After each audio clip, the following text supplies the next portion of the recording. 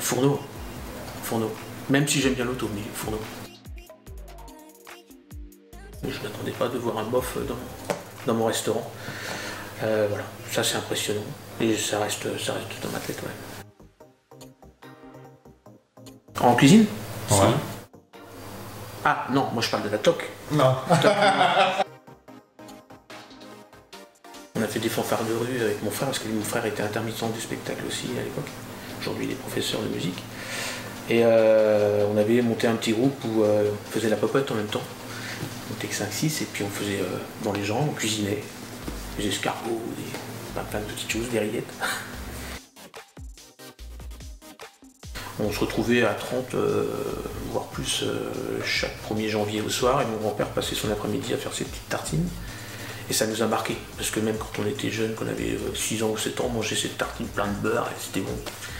Et quand j'ai ouvert le restaurant, j'ai fait premier plat que j'ai fait ici, j'ai fait la tartine d'escargot, un petit peu à ma manière, mais j'ai fait cette tartine en souvenir de mon grand-père. Moi j'étais agriculteur, on a tué le cochon, on faisait nos rillettes, ma maman faisait ses rillettes. Donc moi j'étais vos rillettes, la tartine de rillettes à 4 h et au petit déjeuner. Hein. Notre vie qui a le goût qui sent et qui a le goût de rillettes. Il y en a qui le trouvent tout de suite, puis il y en a qui le retrouvent pas tout de suite. Donc ça dépend. Moi je l'ai retrouvé tout de suite à l'odeur quand il me l'a présenté. Et puis au goût aussi. Disons que je suis un amateur de rillettes, donc. Moi j'ai été élevé, mes parents mangeaient des patates salades tous les soirs. Qu'est-ce qu'on mange ce soir? Patates salades, patates salades. Et puis peut-être mercredi soir, t'as plus de salade, patate à la crème, ça changeait. Ça c'est mon péché mignon, pas toutes les sauces. Purée, frites, des patates. Si je pouvais en manger au petit déjeuner, j'en mangerais au petit déjeuner. Disons que mon cœur il va battre très fort, il va dire voilà, faut que tu prépares ta carte, faut que tu préviennes ton équipe.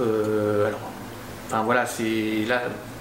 L'adrénaline remonte d'un coup et tu repars en mode combat. Tous mes copains, mes amis, ma famille, les petits enfants qui courent partout, un verre à la main, barbecue et voilà. Et on passe la journée, voire le soir, on danse, on met la musique et voilà. Macron il nous a dit qu'on était en guerre.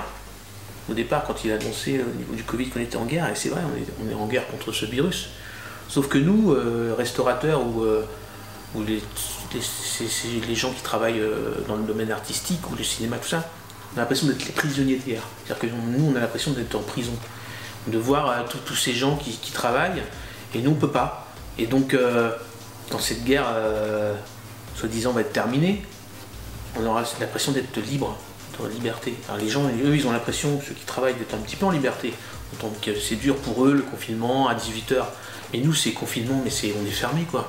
C'est tout le temps, tout le temps, tout le temps. Tu te lèves le matin, tu sais pas ce que tu vas faire.